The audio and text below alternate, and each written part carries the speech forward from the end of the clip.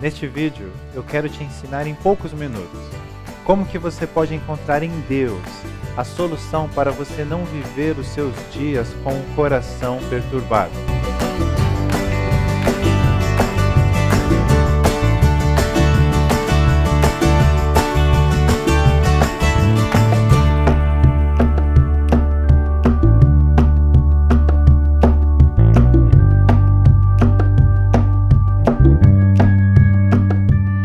Quero começar este vídeo te fazendo uma pergunta. O seu coração está perturbado? Seu coração anda perturbado atualmente na sua vida, no seu contexto? Em uma das passagens em que nós temos um encontro de Jesus com seus discípulos, ele vira para os seus discípulos e afirma: não se perturbe o coração de vocês. E aí Jesus diz assim: creiam em Deus. E ele completa: creiam também em mim. Jesus fala para aqueles homens que na casa do pai dele, na casa de meu pai, há muitas moradas ou muitos aposentos. E se não fosse assim, eu lhes teria dito. Jesus fala isso para eles: vou na frente de vocês preparar um lugar para vocês nessa casa, um aposento nessa morada do meu pai. E se eu for e lhes preparar, continua o texto em João 14, nós temos essa descrição: eu voltarei e os levarei para mim, para que vocês estejam onde eu estiver. Vocês conhecem o caminho para onde eu vou. O que me chama atenção nesse texto, talvez tenha chamado a sua atenção também, é que Jesus ele não pergunta para aqueles homens se o coração deles estão perturbados. Ele afirma. E ao afirmar, Jesus dá uma ordem, é a primeira ordem de Jesus aqui, digamos assim. Ele fala: não se perturbem o seu coração. Isso não faria sentido quando nós pensamos em falarmos isso para uma pessoa. Imagina, por exemplo, você encontrar uma pessoa em luto e falar: não se perturbe o seu coração. Uma pessoa na recepção de um hospital e você fala: não se perturbe o seu coração. É claro que o coração daquela pessoa está perturbada. Quando você encontra uma mãe ou um pai com um filho com febre mais de 40 graus, você fala: não se perturbe o seu coração. Ou um casal que está se divorciando, uma pessoa que está lutando pelo seu casamento, vendo terminar o fim de um sonho, o sonho da realidade, da felicidade conjugal. É curioso, porque Jesus ele dá esta ordem, mas não apenas essa. Jesus nos apresenta uma segunda ordem no texto que nós vemos: creiam em Deus. Nós muitas vezes, tentando ajudar pessoas que nós encontramos pela vida, nós falamos isso também para as pessoas: creiam em Deus. A pessoa acaba associando essa nossa fala em ela acreditar em Deus. E normalmente a pessoa fica ainda mais revoltada. Porque se ele existe, por que aquela pessoa está passando por aquela situação, por aquela dor, por aquele sofrimento?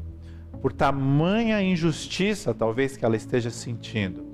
Você virar para uma pessoa e dizer creia em Deus quando ela está em sofrimento, não necessariamente traz solução. O que significa que Jesus nos apresenta aqui um caminho que nos traz algumas dificuldades até de entendimento. É exatamente esse o motivo que Jesus não para na primeira frase. Ele também diz no texto que nós mencionamos: creiam também em mim. Creia em Deus, mas creia também em mim. Uma pergunta surge aqui: por que falar sobre Deus nos parece algo estranho?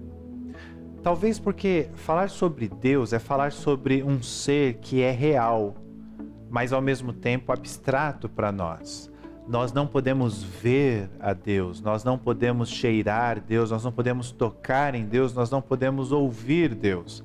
Literalmente não, nós ouvimos por meio da sua palavra. Pelos meios ordinários de Deus se comunicar conosco, nós não temos acesso a Ele de forma concreta. Mas ele se revela a nós mesmo assim. É um ser abstrato que se revela.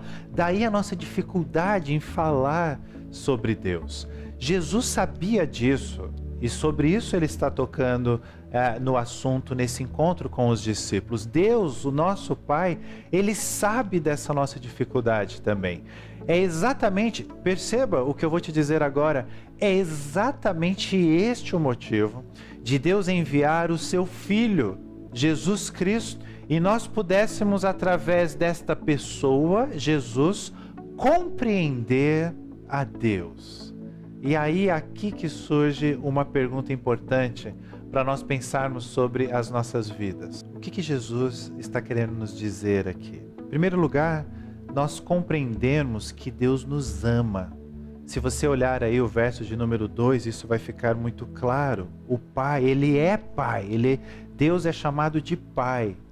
Ainda que você, em sua experiência, não tenha tido uma boa experiência com um pai, nós estamos falando de uma experiência perfeita com um pai que ama o seu filho. É assim que Deus é apresentado por Jesus. Ele é o Pai, e o Pai é aquele que ama. Em segundo lugar, também no verso 2, isso é destacado, Jesus nos ajuda a compreender que Deus nos chama para sermos os seus filhos. Porque somente quem é filho pode morar aonde mora o seu Pai. Há um convite de Deus para nós morarmos com Ele. Jesus está tocando nesse assunto. O que mais que nós poderemos compreender a respeito de Deus que Jesus está dizendo aqui? Podemos aprender que nele, em Deus, nós podemos confiar. Também no verso 2, isso fica muito claro. O que é curioso nós percebermos também nesse aspecto da confiança em Deus é a confiança no próprio Jesus também. Como Deus eterno, na Trindade Santa, Pai, Filho e Espírito Santo, Ele está dizendo que Ele vai, no finalzinho do verso 2. E isso já aconteceu, Ele já foi.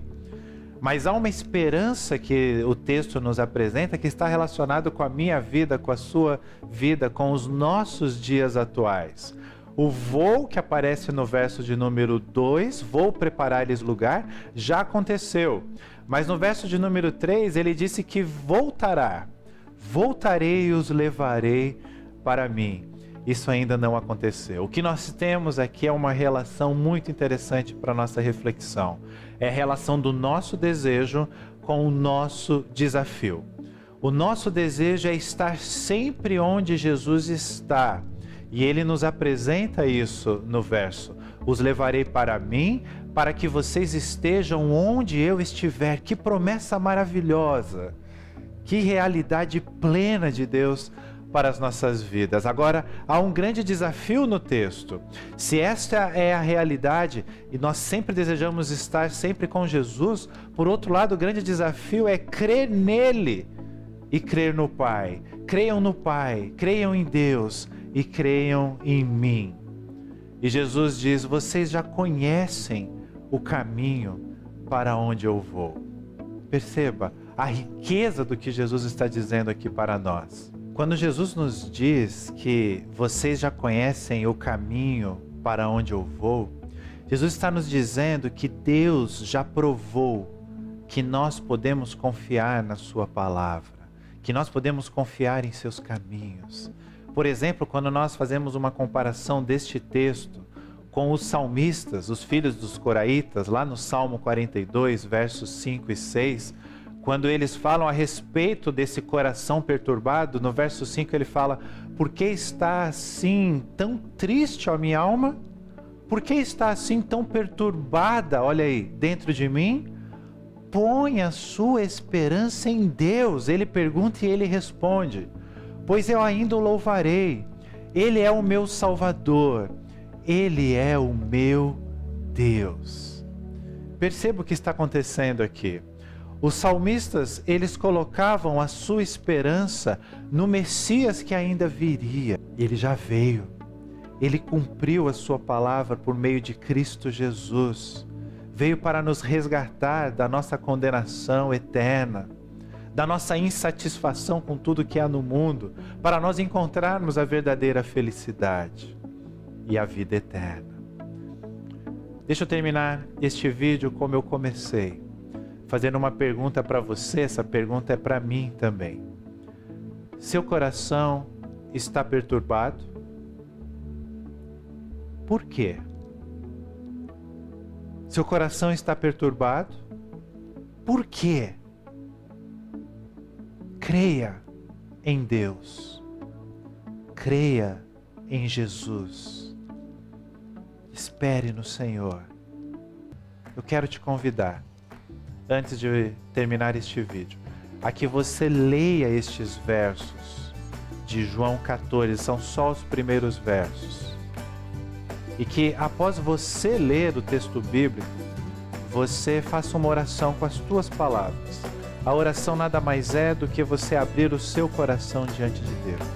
Fala assim: Senhor, o meu coração está perturbado, sim. Eu quero crer no Senhor, eu quero confiar no Senhor, eu quero crer no Teu Filho Jesus Cristo, eu quero confiar no Teu Filho. Peça ajuda a Deus e Ele vai te ajudar.